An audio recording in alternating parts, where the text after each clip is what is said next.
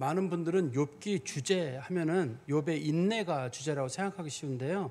욥기의 주제는 하나님을 인정하라가 욥기의 주제예요. 사실 욥의 인내에 관한 내용은 욥기에 안 나옵니다. 실제로는 안 나오고 하나님과 욥의 대화에 관련된 부분이 많이 나오거든요. 제가 욥기 앞부분에 나와 있는 내용 조금만 좀 요약해 설명을 드리면, 동방에서 의인이라고 불려지는 하나님 앞에 가장 의롭다고 인정을 받은 욥이라고 하는 사람이 뜻밖의 고난을 겪게 되었습니다. 욥이 이 고난을 왜 겪게 됐는지 욥이 이해가 안 됩니다.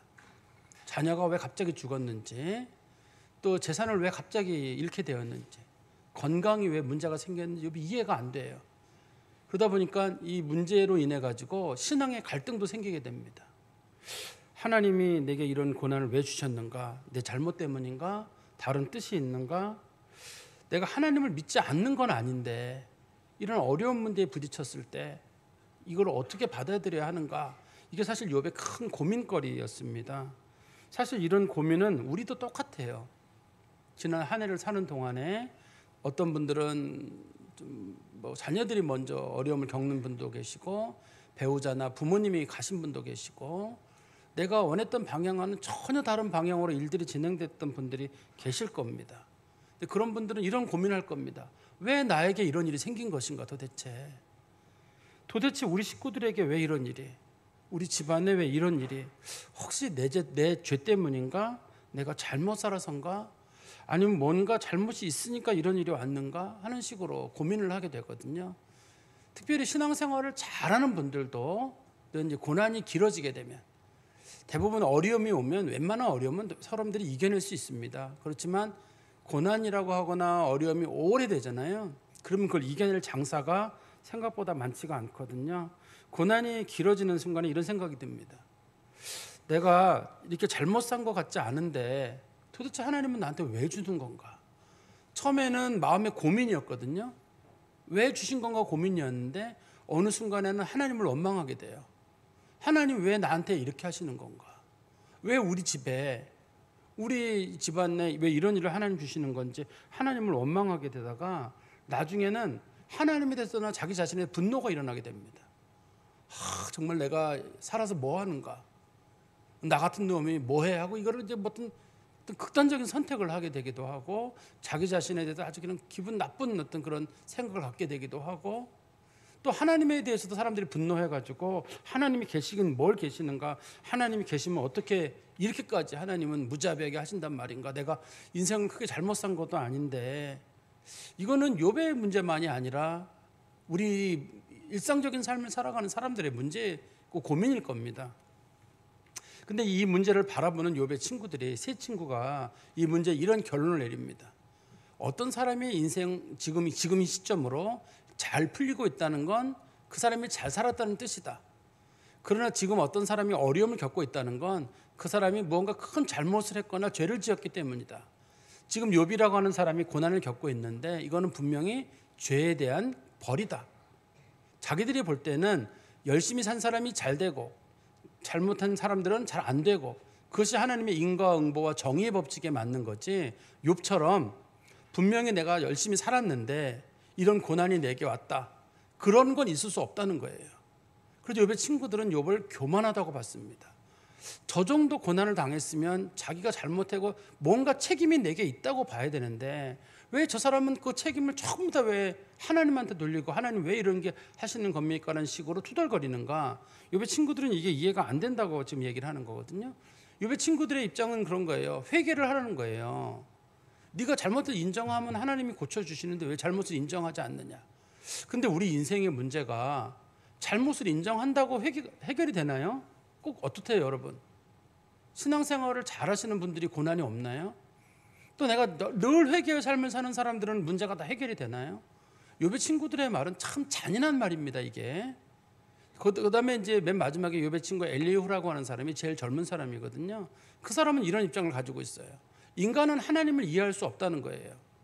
우리가 정오에 태양을 볼 수 없다면 태양빛보다 더 밝은 하나님은 볼 수 없는 게 인간으로서는 당연한 건데, 어디 인간이 태양도 못 바라보면서 하나님의 뜻을 분별한다, 그런 고민을 하는 것 자체가 옳지 않다라고 말하면서, 하나님께서 내게 이런 어려움을 줬으면 정의의 하나님께서 내가 뭔가 잘못한 일이 있으니까 좋겠지 하고 그거를 수용해야지, 그걸 수용하지 않는 건 인간으로서 도리가 아니다, 이런 식으로 엘리후라고 하는 사람이 얘기를 했습니다. 이제 그러는 사이에 욥이 계속적으로 하나님과 친구들과 대화 중에서 그런 생각을 했어요. 사람은 나를 못 알아줘도 하나님은 나를 알아줄 것이다. 적어도 하늘에 나의 중보자가 계시니 그분이 내 편을 들어줄 것이다, 이렇게 생각을 했어요, 욥이요. 그런데 오늘 본문에 보면 하나님이 욥을 꾸짖어요, 도리어. 욥은 하나님이 욥에게 잘한다 그럴 줄 알았어요. 그동안 잘 참았다, 수고했다, 내가 네 편이다, 내가 도와줄게, 이런 얘기가 나올 줄 알았거든요, 욥은. 그런데 오늘 본문에 보면 하나님께서 욥을 꾸짖는 장면이 나와요. 그래서 어떤 분들은 이걸 보면서 이거 봐라, 욥이 그동안 잘못했기 때문에 하나님이 욥에게 잘못을 지적하는 것이다. 또 욥에게 하나님이 던지는 얘기 중에는 다소 조롱 섞인 질문들이 있거든요. 그걸 보면서 이건 하나님이 욥을 조롱하는 거다, 교만한 욥을 조롱하는 것이다 라고 보는 분들이 많이 계세요. 그렇지만 저는 다른 생각을 가지고 있습니다. 그거보다는 하나님이 욥에게 원하시는 게 따로 있어요. 뭐냐면 끝까지 원망하지 말지, 끝까지 나를 믿어주지. 그동안 욥이 잘했거든요. 욥이 처음에 자녀를 잃거나 재물을 잃었을 때 사람들이 막 위로를 했습니다. 그때 욥이 그랬거든요. 내가 빈손으로 왔다가 빈손으로 가는 인생에 어차피 내 거 아니었던 거 다 놓고 가면 어떻느냐, 괜찮다. 또 몸에 건강에 큰 문제가 생겼을 때 욥의 아내가 당신 그런 거 보니까 너무 속상하다, 당신 정말 믿음으로 살았는데 어떻게 이런 일이 있느냐 할 때 욥이, 이 사람아, 인생엔 좋은 날도 있고 나쁜 날도 있는데 그동안 내가 좋은 날이 있었으면 이제 나쁜 날도 오는 게 당연하지 않는가. 그리고 욥이 이제 웃어 넘겼어요. 사실은요, 그 큰 고난 앞에서도 좀 태어난 사람이었거든요. 그렇지만 욥의 어려움을 겪으면서 욥도 모르게 자꾸 마음속에서 하나님 왜 주신 거예요? 이게 뭐예요? 도대체 내가 무슨 잘못을 했다고 이런 얘기를 꺼냈는데 하나님은 그게 듣기 싫으셨던 거예요. 조금만 더 참지, 조금만 더 하나님 앞에 기도하고 기다리지. 하나님은 좋을 때 좋은 거 주실 때만 하나님이 아니라 나쁜 거 주실 때도 하나님이시라는 것, 성경은 말하려고 하는 것 같은데, 그래서 하나님은 오늘 본문 말씀을 통해서 욥에게 완전한 순종이랑 그 다음에 절대적인 믿음, 하나님은 그걸 욥에게 요구하시는 것 같습니다. 그래서 우리가 이제 1절에서 3절에 보시면요, 그때 여호와께서 폭풍우 가운데서 욥에게 말씀하여 이르시되, 폭풍우라고 하는 게 특별한 의미가 있지는 않아요. 구약 성경에서 하나님이 나타날 때는 꼭 구름이나 폭풍우가 있거든요. 이때는 하나님의 진짜 임재가 있었다, 그런 뜻이거든요. 하나님께서 임재하여 말씀하시기를, 무지한 말로 생각을 어둡게 하는 자가 누구냐. 아무것도 알지 못하면서 왜 쓸데없는 생각을 하느냐, 이런 뜻이거든요. 실제로 욥은 아무것도 몰라요. 왜 아무것도 모르냐면 욥에게 고난이 왔을 때 이유가 친구들이 생각하는 것처럼 인과응보라든지 뭐 하나님 내게 왜 주시는 거라든지 이런 문제가 아니에요. 욥기 1장 2장에 가보면 어떤 일이 있었냐면, 하나님께서 세상 인류를 쭉 돌아볼 때 하나님 마음에 딱 드는 신앙생활 제일 잘하는 사람이 한 사람이 있었어요. 그게 욥이라고 하는 사람이거든요. 그래서 사탄에게 하나님께서 이런 질문을 던졌습니다. 내가 세상을 두루 돌아보고 왔느냐? 예, 봤습니다. 내 종 욥을 유의하여 보았느냐? 예, 봤습니다. 그 사람처럼 온전하고 순전하고 악에서 떠난 사람은 없느니라. 맞습니다. 사탄이 말하기를, 하나님, 그런데요, 하나님이 복을 많이 주고 자녀도 복이 자녀 복도 있으니까, 그러니까 그 사람이 하나님 섬기는 거지, 그 사람 그거 다 가져가시면 그 사람 하나님 원망할 겁니다. 그랬더니만 하나님께서, 그렇지 않아, 내 종 욥은 그럴 리가 없어, 한번 해봐. 그래서 지금 욥에게 고난이 온 거예요. 그래서 고난이 온 겁니다. 두 번째도 또 사탄이 하나님 앞에 왔을 때 하나님께 그랬거든요. 내 종 욥을 유의해서 보았느냐? 역시 내 종 욥이 하나님 원망하지 않지? 예, 맞아요. 그런데 하나님, 그런데요, 사람은요, 돈 문제, 자식 문제가 아니라 자기 건강 문제에 부딪히면 다 신앙 놓칩니다. 다 불안에 벌벌 떨면서 하나님 원망합니다. 욥도 그럴걸요? 그러니까 하나님께서 내 종 욥은 그럴 리가 없어, 이렇게 말씀하셨거든요. 그러면 욥이 모르는 건 뭐냐면, 욥이 지금 고난을 당하는 이유는 욥이 신앙생활을 너무 잘해서 지금 생긴 문제예요. 하나님이 욥을 믿었기 때문에 사단에게 한번 해봐, 이렇게 한 거잖아요. 그래서 생긴 문제지 욥이 무슨 죄를 지었다거나 그거 무슨 잘못을 했다거나 인생을 잘못 살았다거나 그런 거 아니에요. 혹시 그래서 우리도 우리 주변에서 내가 볼 때 좀 인생의 문제가 잘 안 풀린다든지 좀 가난하다라든지 좀 배움이 적다라든지 다툼이 많은 분들을 여러분 보실 때 저 사람이 나보다 부족하다고 절대 보지 마세요. 거꾸일 수가 있습니다. 나보다 훨씬 나은 사람일 수가 있어요. 그래서 범사에 다른 사람들을 존중하고 그래 저 사람은 나보다 나은 사람이야. 저 상황이었으면 나는 아마 더 했을 거야. 저 사람 진짜 대단한 사람이 이렇게 보셔야지. 그래 그런 사람이 욥기를 제대로 보는 시각이에요. 근데 사람들은 대부분 그래요. 내가 조금 똑똑하면 내가 진짜 똑똑한 줄 알아요. 내가 조금 잘 살면 진짜 내가 열심히 살았는 줄 알아요. 다른 사람은 열심히 안 살고 게을러서 안 사는 줄 알아요. 그렇지 않아요. 내가 자녀들이 좀 잘 됐다 할 때 난 자녀 교육 잘 시켜서 그렇다? 그렇지 않아요. 더 잘 시킨 집들이 안 되는 집들이 있기 때문에 그리고 자식들 그냥 방임했는데 잘 되는 집들도 얼마든지 있잖아요. 간혹 보면은 부모님이 내외가 무당인데 자녀가 목회자인 집도 있다니까요. 또 부모님이 목회자인데 자녀가 불신의 길을 가는 게도 얼마든지 있잖아요. 우리 주변에는요. 그렇기 때문에 우리가 내가 뭐 어떻게 저렇게 했다 그런 걸 가지고 자랑할 수 있는 거는 아무것도 없을 것 같아요. 그리고 우리 3절에 보시면 너는 대장부처럼 허리를 묶고 내가 내게 묻는 것을 대답할지니라. 허리를 묶으라는 말의 뜻은 진지하게 들으란 말이에요. 그냥 내가 던지는 말들을 그냥 가볍게 듣지 말고 진지하게 들어라. 그러면서 하나님은 몇 가지 이제 욥에게 질문을 던지는 거예요. 첫 번째가 이제 우주 창조에 관련된 거. 성경에서는 땅이라고 표현하고 있는데요. 우주 창조에 관련돼서 하나님 말씀하시면서 하나님은 세상을 만드실 때 마치 건축하는 사람들이 집을 만드는 것처럼 건축하는 사람들이 집을 그냥 만들지 않아요. 내가 이 집을 어떻게 만들 것인지 먼저 설계도를 그리고 뭐가 필요한지 다 생각해 놓고 그리고 집을 어디다 지을지 몇 평을 지을 것인지 그리고 먹줄을 튕겨가지고 직선을 만들고 또 90도 각도를 만들고 그다음에 주춧돌을 바닥에 놓고 또 건물을 지을 때는 모퉁이 돌이라고 해가지고 제일 먼저 담을 쌓을 때 어디부터 쌓아야 될지 그거 다 사람들이 계산하고 건물을 짓습니다. 그냥 지으면은 건물 무너지거든요. 근데 하나님께서는 이 세상을 만드실 때도 마치 건축물을 지으시듯이 그렇게 지으셨다고 말하고 있는데요. 4절에 보십시오. 내가 땅에 기초를 놓을 때 내가 어디 있었느냐 내가 깨달아 알았거든 말할지니라. 누가 그것의 도량법을 정하였는지. 도량법이라는 말은 땅의 넓이에요.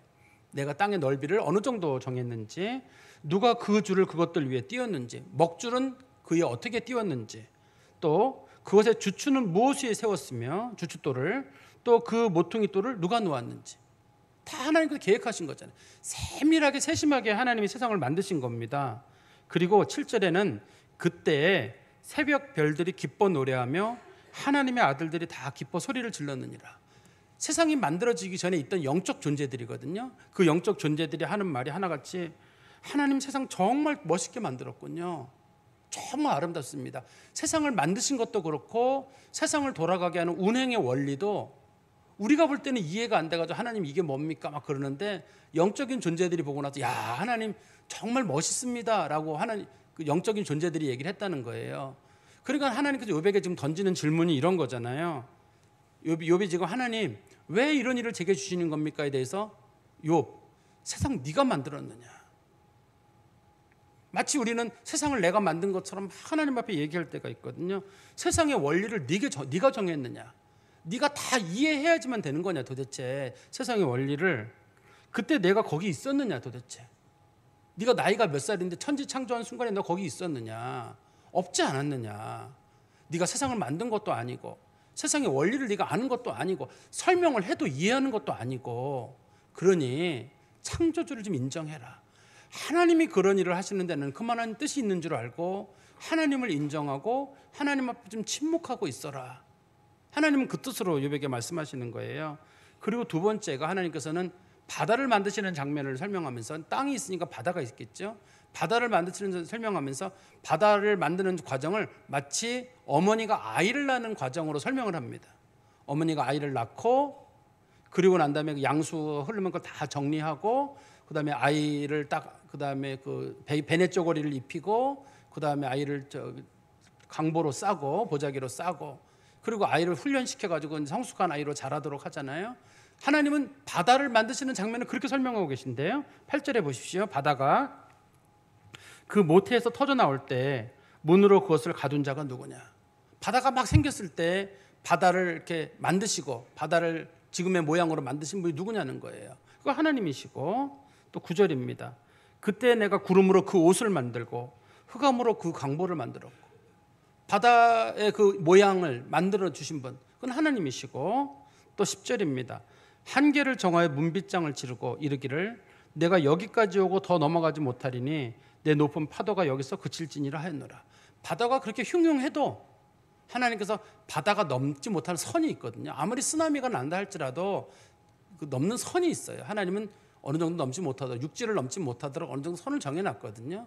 그러니까 바다라고 하는 것들도 사람들이 볼 때는 엄청난 건지 모르지만 하나님이 길들여 놓으신 거예요. 그래서 예수님께서도 바다에게 잠잠하라, 풍랑에게도 잠잠하라, 이렇게 친히 말씀할 수 있는 거거든요.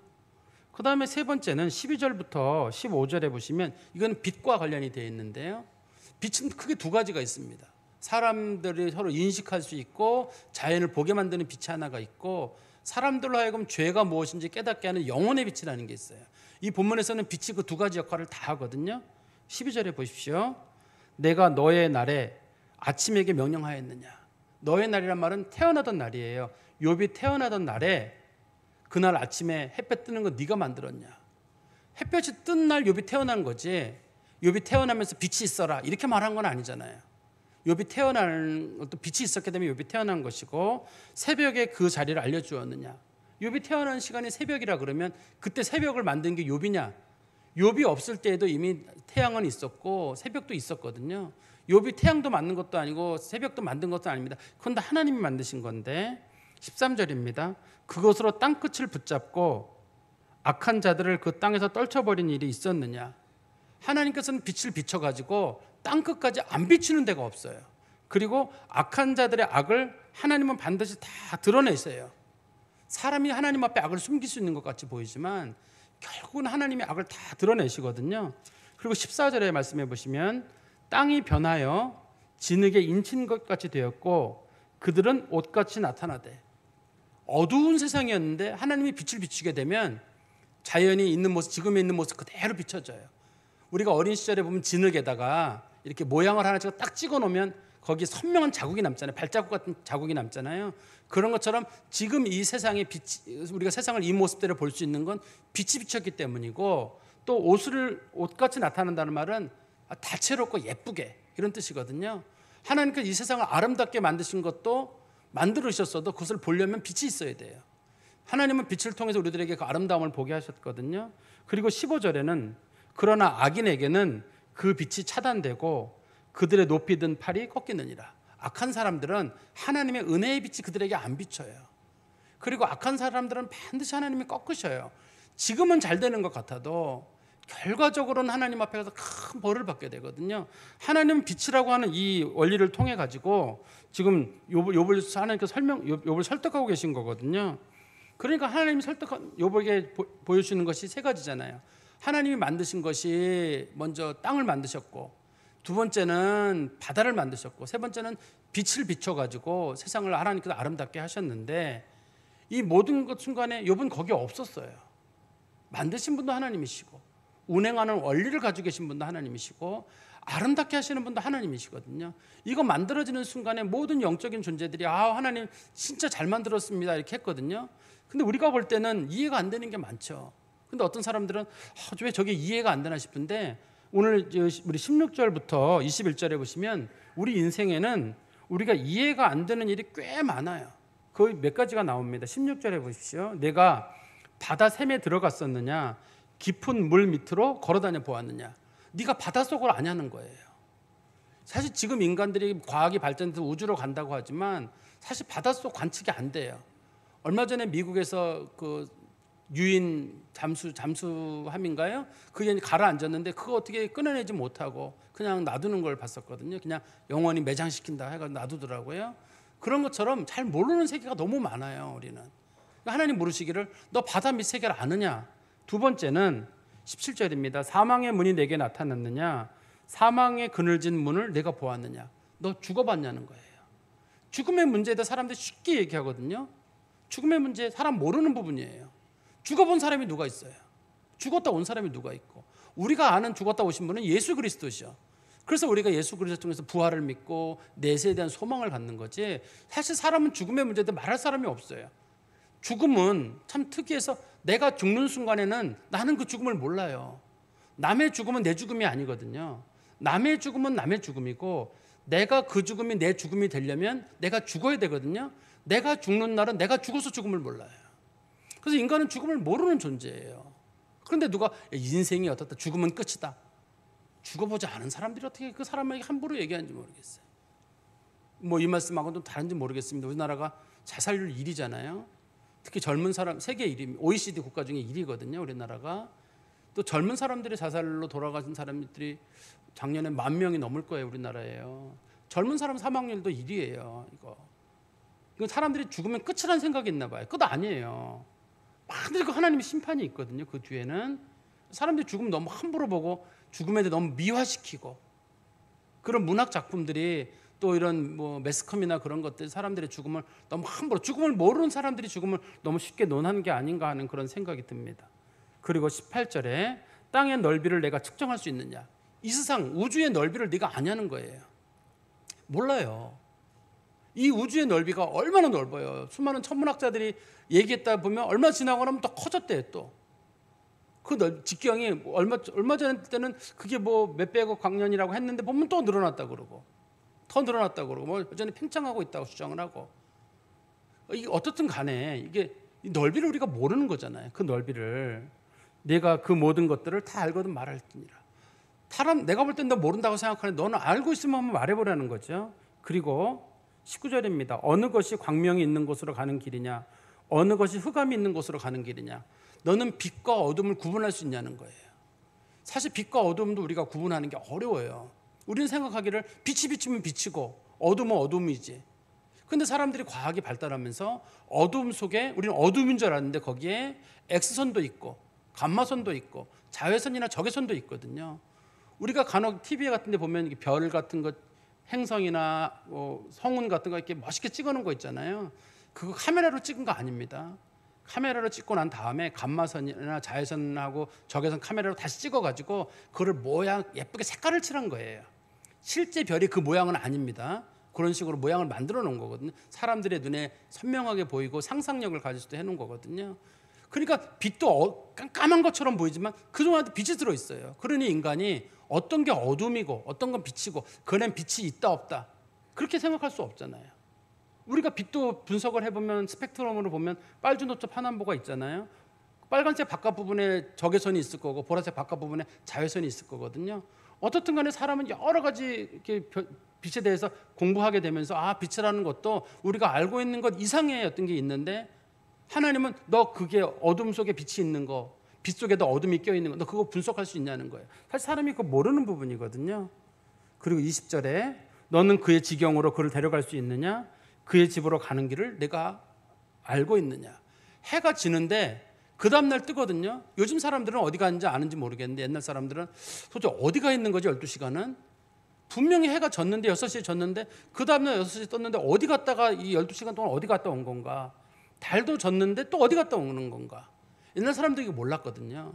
이게 욥기가 지금부터 한 4,000년 전 작품입니다. 그러니까 아주 오래된 우리나라 역사를 만약에 단군으로 본다 그러면 단군이 2333년이잖아요. 기원전. 그때쯤 얘기일지도 모르겠어요. 아주 오래된 얘기인데 그때 사람들이 이런 지식을 가지고 하나님께 그 욥에게 이런 질문을 던지는 거 보면 참 신기한 질문입니다. 21절에 내가 아마도 알았으리라. 내가 그때 태어났으리니 너의 횟수가 많음이니라. 무슨 말이냐면 한번 말해봐. 너 나이가 많다면서 네가 인생을 살아봤는데, 특히 이제 엘리바스도 그런 말 하잖아요.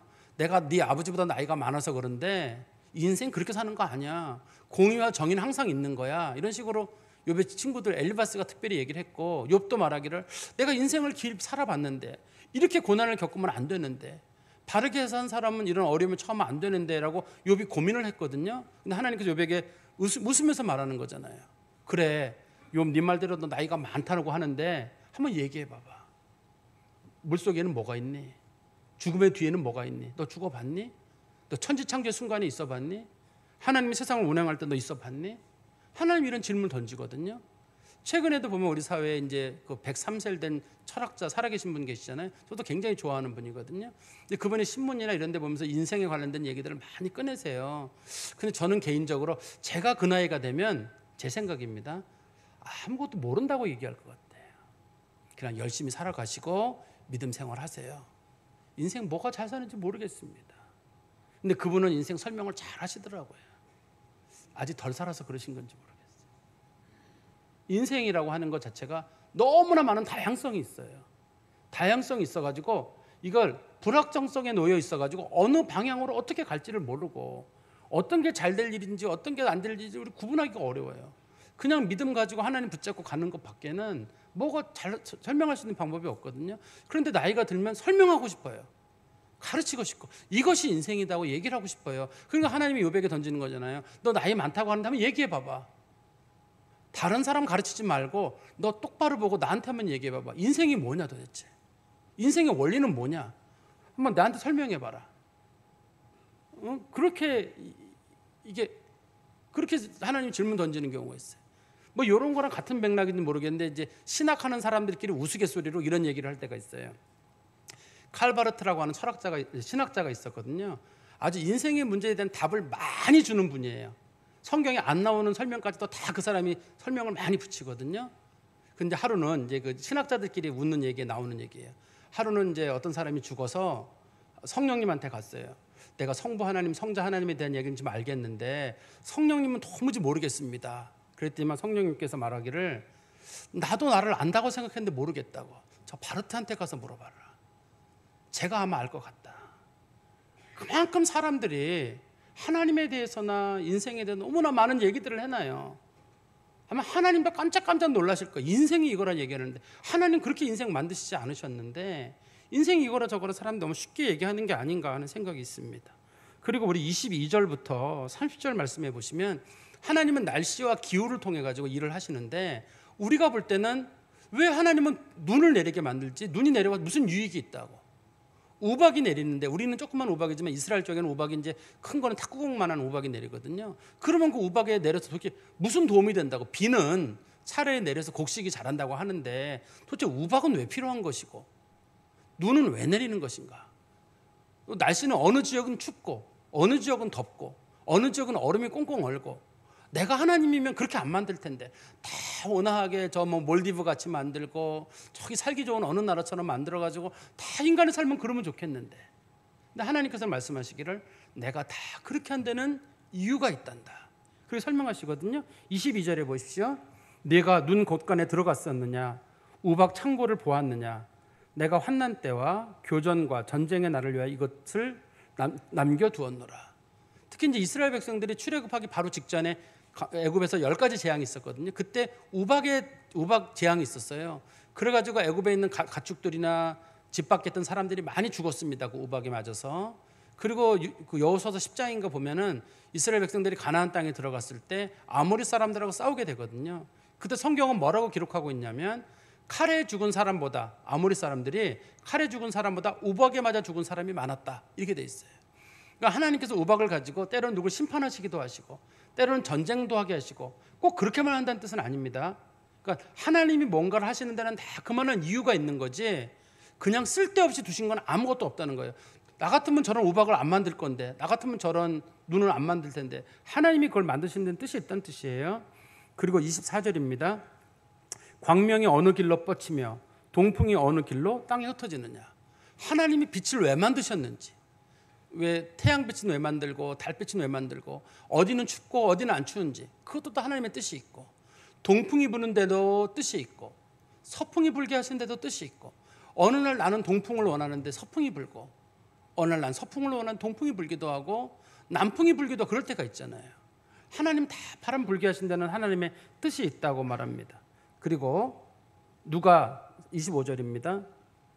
누가 홍수를 위하여 물길을 터주었으며 우레와 번갯길을 내주었느냐. 이 보면은 홍수를 내리게 하시는 분도 하나님이시고 홍수가 나는데도 다 이유가 있어요. 우리는 홍수가 안 났으면 좋겠는데 홍수가 나서 좋은 점도 있어요. 그리고 번개도 천둥도 다 치는 데는 이유가 있어요. 우리 옛날 분들은 이 우레를 우뢰라고 생각하죠. 비우자에다가 번개, 천둥 뢰자를 생각해가지고 우리 비우자 밑에 밭전자 쓰는 경우 있잖아요. 그래서 많은 분들은 이걸 우뢰라고 생각해가지고 성경이 표기법이 잘못됐다고 생각해요. 옛날에는 우리가 우뢰라고 썼던 것 같아요. 근데 우뢰가 이게 한문이 아니라 한글이에요. 그래서 성경책에 우뢰라고 되어 있습니다. 어이자에 우뢰라고 되어 있는데 이게 맞는 표기법이에요. 천둥이란 뜻이거든요. 근데 하나님께서는 홍수가 나는데도 이유가 있고 그것 때문에 주는 유익이 있어요. 하나님이 홍수 나게 하시는데도 뜻이 있고 천둥이 치는데 그 천둥은 나는 아무 소용도 없는 것 같은데 그것도 뜻이 있고 번개도 하나님의 뜻이 있고 또 26절, 27절입니다. 누가 사람 없는 땅에 사람 없는 광야에 비를 내리며 황무하고 황폐한 토지를 흡족하게 하여 연한 풀이 돋아나게 하였느냐. 욥의 친구들은 이렇게 생각했어요. 하나님은 모든 걸 다 사람 때문에 하는 거다. 그러니까 욥에게 고난이 온 것도 욥이 잘못했기 때문이다라고 생각했는데 하나님은 아니라는 거거든요. 지금 사람과 상관없이 하나님이 역사하시는 거예요. 사막 지역, 광야 지역 사람 아무도 안 살아요. 그래도 거기도 비가 내려요. 거기도 풀이 자라거든요. 사람하고 아무 상관도 없어요. 인생은 사람이 중심이 아닙니다. 하나님이 중심이에요. 근데 많은 분들은 자기가 인생의 중심이고 나만 없어지면 세상이 끝나는 것처럼 생각하고 지금 욥의 친구들도 그거잖아요. 이 모든 문제를 푸는 방법은 뭐냐? 욥 네가 회개하면 된다거든요. 회개해서 될 문제가 있고 회개해서도 안 될 문제가 있는 거예요. 근데 욥의 친구들은 모든 문제를 회개라는 문제로 풀어가지고 회개만 하면 제대로 된다는 건데 지금 하나님이 욥을 연단시키는 건 회개랑 상관없이 지금 욥을 하나님을 인정하게 만들어 가려고 하시는 그런 과정이기 때문에 이 성경은 이 범사에 하나님께서 광야에 비를 내리기 하는데도 이유가 있고 사람이 이해할 수 없는 일들이 많이 있다는 뜻입니다. 그리고 우리 28절부터 30절에 보시면 비에게 아비가 있느냐, 비는 누가 만들었느냐, 이슬방울은 누가 낳았느냐, 얼음은 누구의 태에서 났느냐, 공중의 서리는 누가 낳았느냐, 물은 돌같이 굳어지고 깊은 바다의 수면은 얼어붙느니라. 사실 이스라엘이나 에돔 지역에는 얼음이 안 얼거든요. 얼음이 안 오는데도 하나님께서는 어딘가에서는 얼음이 많이 어는 데가 있고 남극도 있고 북극도 있고 이때 사람들은 이걸 보면서 이게 어디 얘기하는지를 몰랐을 거예요. 그렇지만 하나님께서 어딘가는 얼게 하시고 어딘가는 덥게 하시고 그런 거에도 하나님의 다 뜻이 있거든요. 하나님께서 하시는 일입니다. 또 한 가지 우리 성경 말씀 다시 가보시면 31절에서 33절에 보시면 이번에는 이제 별자리랑 관련된 건데요. 하나님께서는 별자리도 하나님 나름대로 방법을 가지고 아주 기묘하게 하나님이 운행을 하시는 거예요. 우리는 왜 하나님은 저렇게 쓸데없는 별자리를 저렇게 하늘에 많이 만들어 두셨느냐. 쓸데없는 별자리는 없어요. 어떤 분들은 그래요. 우리 보고 즐기라고 비난을 하늘에 아무 별도 없이 한두 개 있으면 너무 답답할까 봐 그거 별 많다고 보라고 만들었다 그러는데 그 별들이 돌아가는 하나님의 원리가 있어요.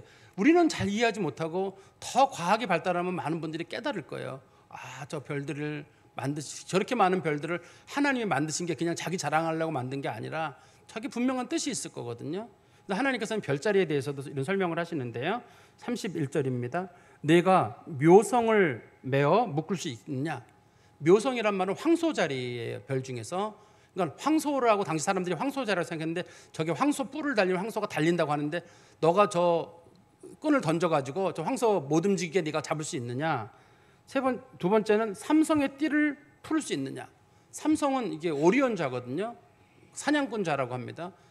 화살을 쏘는 장면인데 화살을 쏘려면 화살줄이 있을 거 아니에요. 그 줄을 네가 풀 수 있느냐 이렇게 물어보시는 거거든요. 사실은 사람들은 오리온자가 우리 눈엔 세 개로 보이지만 사실은 되게 큽니다. 공수 자리가 크고 그 다음에 이 황소자리도 크거든요.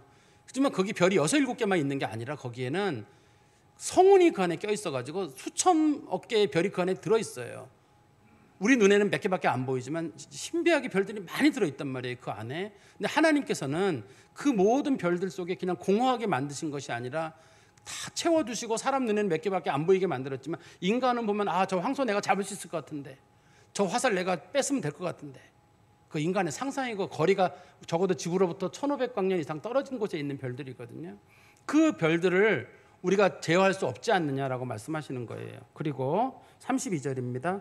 너는 별자리들을 각각 제때에 이끌어낼 수 있으며 별자리들을 제때에 이끌어낸다는 말은 태양이 태양이 한 바퀴 돌면 태양이 이제 공전하면 360도 아니에요? 360도를 도는데 옛날 사람들이 1년이 12달인 걸 알았어요.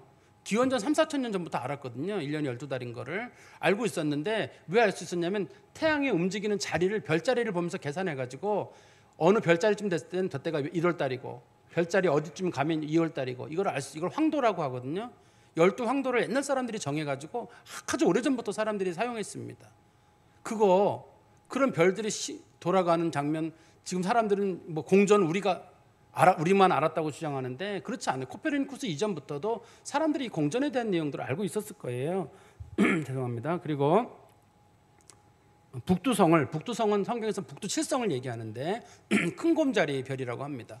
북두칠성도 북두칠성이 움직여요. 뭐 3월 달에는 6시 방향에 가 있고 뭐 5, 6월 달에는 8시 방향에 가 있고 이렇게 움직이거든요. 그래서 사람들은 북두칠성을 보면서 계절을 알 수 있었다고 해요, 옛날에요. 그러니까 이런 계절을 알게 하거나 달이 바뀌게 하는 거 이런 것들을 알게 하는 거 그거 네가 할 수 있냐는 거예요. 하나님만이 하시는 일이잖아요. 그리고 33절에 내가 하늘의 궤도를 아느냐 하늘로 하여금 그 법칙을 땅에 베풀게 하겠느냐. 하늘이 돌아가는 원리를 사람이 어떻게 알아요? 모르잖아요, 우리가. 지금 과학이 많이 발전하면서 많은 과학자들이 얘기하거든요. 야, 모르겠다. 소위 혼돈 속에 놓여 있고 특히 양자의 세계라는 걸 뭐 저도 잘 모르는 분야입니다만 양자의 세계에 들어가면 정말 많은 것들이 그냥 흩어져 있는 거, 우연성 속에 놓여 있는데 그것이 그 우연성이 어느 날 필연이 되고 사물이 나타나게 되고 우주도 마치 인간이 볼 때는 완전히 우연 같아요. 그렇지만 그 속에서 하나님의 원리가 들어. 과학자들은 과학을 연구하면서 우주를 우연으로밖에 볼 수 없다고 하거든요. 그 인과관계를 모르겠다고 얘기를 해요. 그렇지만 우리는 인과관계 속에 살아가고 있거든요. 그런 것들을 가능하게 하시는 건 하나님이 하시는 일이지 인간이 알 수 있는 일들은 아닙니다. 그런데 우주 돌아가는 원리도 모르면서 어떻게 인생의 원리는 쉽게 답하냐는 거예요. 욥의 친구들의 답은 그렇잖아요. 네가 죄져서 그래. 잘못 살아서 그래. 똑바로 살았으면 그런 일이 왔겠어? 어떻게 인생이 그렇게 단순한가요? 인생이 그렇게 단순하면 좋게요?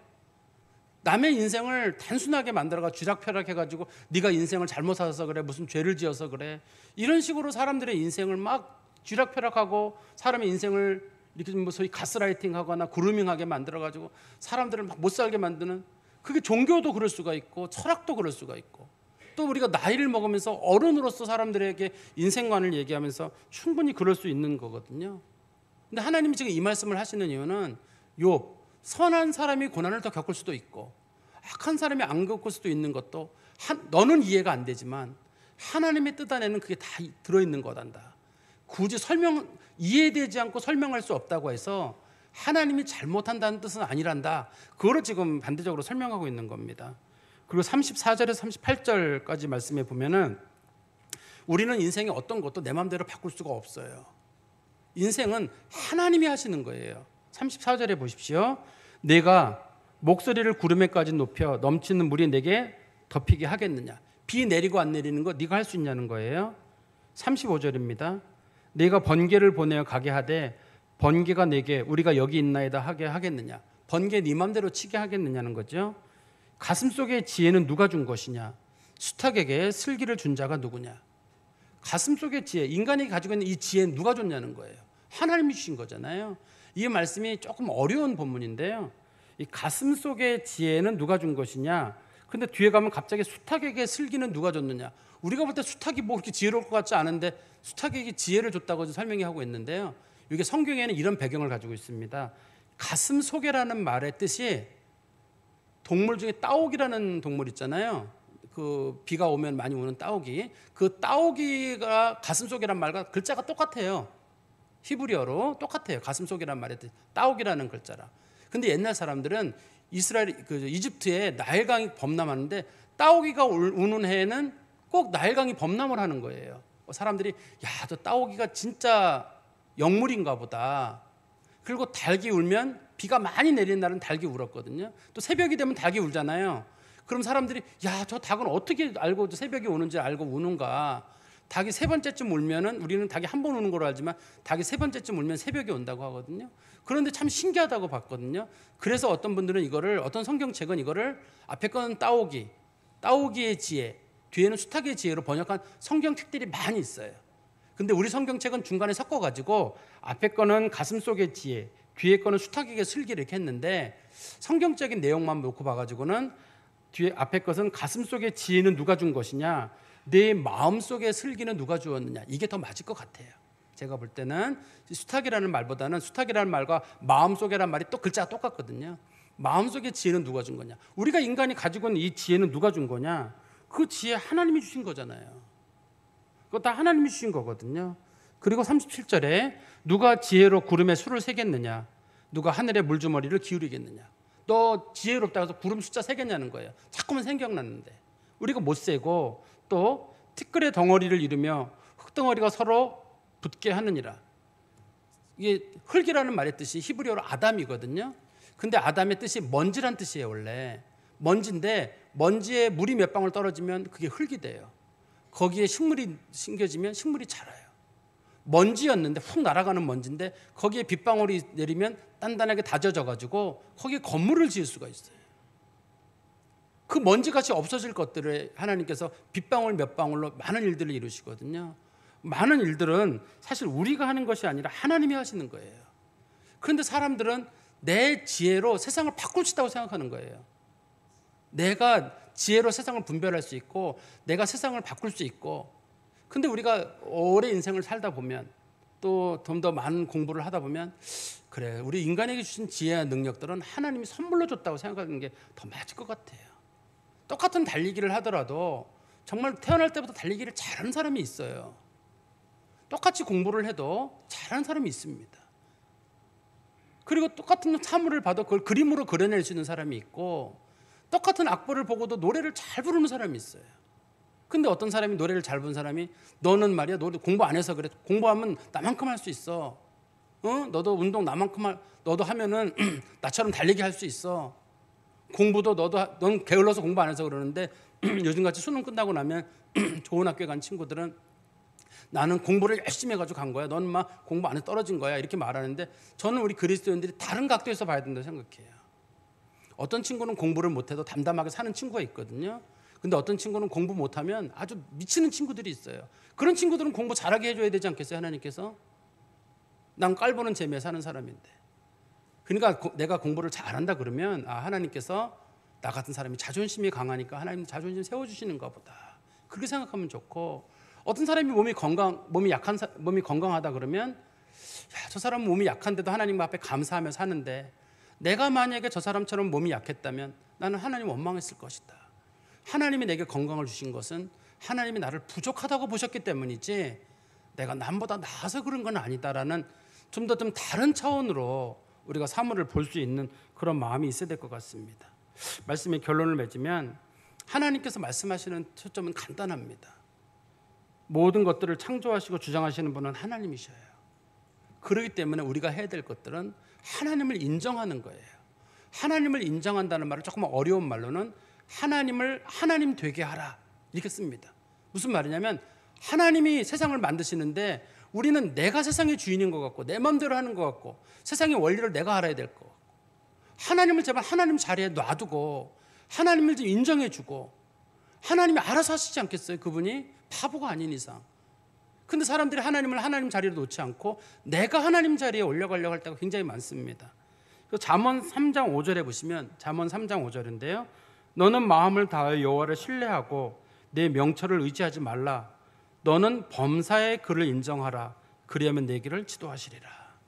범사에 하나님을 인정하는 마음을 갖는 게 우리에게 필요합니다. 또 한 가지 우리가 이제 아쉬운 것 중에 하나가, 우리가 볼 때는 욥이 참 대단한 인물이에요. 우리가 볼 때는 저 사람은 100점짜리가 아니라 뭐 200점, 300점을 줘도 우리는 욥 같은 행동을 할 수가 없거든요. 그런데도 하나님은 욥에게 지금 꾸중을 하시는 거예요. 사실 우리가 뭔가 성경적 읽은 답은 알고 있지만 막상 그 상황에 들어간다면 우리도 이해하기 어려울 겁니다. 하나님께 욥에게 이런 질문을 던지시는 거예요. 욥, 내가 창조주냐? 세상은 네가 만들었느냐? 우리가 뭐 어떤 문제가 막 이해되지 않아가지고 하나님이 이런 거 왜 주신 겁니까? 전 이해가 안 돼. 막 그럴 때 똑같은 질문을 던지시는 거예요. 네가 창조주냐? 세상은 네가 만들었느냐? 세상의 섭리를 네가 운행하느냐? 내가 창조주인 나를 인정하지 않느냐? 설마 내가 실수하겠느냐? 내가 너만 못해서 이 일을 하겠느냐? 내가 너에게 나쁜 거 주겠느냐? 좀 더 나를 믿을 수 없더냐? 좀 더 나를 온전하게 신뢰할 수 없느냐? 이 믿음이 적은 사람들아. 욥에게 부족했던 건 믿음이에요. 조금만 더 하나님을 신뢰했더라면 하나님 원망하지 않고 하나님이 하신 데는 그만한 뜻이 있을 거거든요. 우리가 잘 아는 대로 예수님과 예수님의 제자들이 갈릴리 호수를 건너갈 때 큰 풍랑이 일어가지고 배가 침몰할 지경에 놓였습니다. 제자들이 막 살려달라고 소리 지를 때 예수께서 마태복음 8장 26절에서 말씀하시기를, 예수께서 마태복음 8장 26절입니다. 예수께서 이르시되 어찌하여 무서워하느냐 믿음이 작은 자들아 하시고 곧 일어나사 바람과 바다를 꾸짖으시니 아주 잔잔하게 되었다. 예수님이 하나님이시거든요. 바다와 바람을 꾸짖어 잔잔하게 하셨어요. 주께서 말씀하시기를 무서워하지 마라 믿음이 작은 자들아. 무서워하는 건 믿음이 작기 때문이에요. 우리가 하나님을 온전히 신뢰하는 사람들은 그런 믿음이 좀 온전한 하나님한테 대한 믿음을 가져야 될 것 같은데요. 맨 마지막에 말씀드리면 우리는 어떻든 여러분들은 참 행복한 것이 2023년을 잘 살았어요. 살아있으니까 여기 있는 거예요. 그죠? 지난 한 해 동안에 많은 분들이 돌아가셨거든요. 한 30만 명 가까이 돌아가셨을 거예요. 우리나라 한 해에. 여러분들은 참 운이 좋아요. 12시간은 조심하셔야 돼요. 올해까지 잘 넘기려면 이 12시간은 좀 조심하셔야 됩니다. 마지막까지. 떨어지는 낙엽도 조심하셔야 되는데 어떻든 잘 살아서 여기까지 왔어요. 참 운이 좋은 분들이에요. 그런데 내년은 잘 몰라요. 지난 과거는 우리가 감사할 수 있는데 내년은 몰라요. 어떤 일이 있을지, 또 어떤 일이 우리 가정에 펼쳐질지, 지금 내가 고민하는 문제가 얼마나 더 계속 갈 것인지, 질병의 문제가 해결되지 않고 얼마나 갈지, 노년의 문제는 어떻게 되고 부모님의 문제, 자녀의 문제, 이건 어떻게 될지 우리는 잘 몰라요. 성경은 말하기를 너무 답답해하지 마라. 하나님 앞에 일 맡겨라. 네가 걱정한다고 네 키를 한 자나 늘리겠느냐. 마태복음 6장 27절에 그런 말씀 있잖아요. 너희 중에 누가 염려함으로 그 키를 한 자라도 더할 수 있느냐. 키를 한 자라도 더한다는 말의 뜻이 원래는 너의 생명을 늘릴 수 있겠냐, 그런 뜻이거든요. 네가 걱정한다고 문제가 해결되느냐. 네가 걱정한다고 네 키를 늘리겠느냐. 살고 죽는 문제를 네가 해결하겠느냐. 그거 어차피 하나님이 해결하는 거 아니냐. 네가 할 수 있는 없는 일로 걱정하지 말고 그냥 맡기고 기도해라. 하나님 믿기로 했으면 온전히 믿어야지. 욥도 잘 믿다가 끝에 가서 하나님 원망했다가 지금 이 꾸중을 듣는 거잖아요. 우리가 하나님을 믿기로 했다면 끝까지 믿는 거예요. 우리가 할 수 있는 일은 많지 않아요. 그렇지만 하나님이 하지 못할 일은 없습니다. 하나님을 믿으시고 맡기시는 성도 되시기를 간절히 소망합니다. 기도하겠습니다. 하나님 아버지, 주님 안에 감사합니다. 오늘 저희들이 말씀을 통해서 저희들 자신을 돌아봅니다. 저희도 뭔가 세상을 설명하려고 하고 사람들을 가르치려고 하고 또 이해되지 않는 문제로 고민하고 살아가는 날들이 늘 걱정 속에 놓여 있습니다. 무엇을 먹어야 할지, 무엇을 마셔야 할지, 어디로 가야 할지, 어떻게 살아야 할지, 앞으로 어떻게 되는지 아무것도 모릅니다. 아시는 분은 하나님이시고 이끌어 가실 분은 하나님이신 줄 믿고 다 하나님께 맡기고 절대 저희들의 입술로 원망하지 아니하고 하나님 앞에 순복하는 자들이 되게 하여 주시옵소서. 예수 그리스도의 이름으로 기도하옵나이다. 아멘.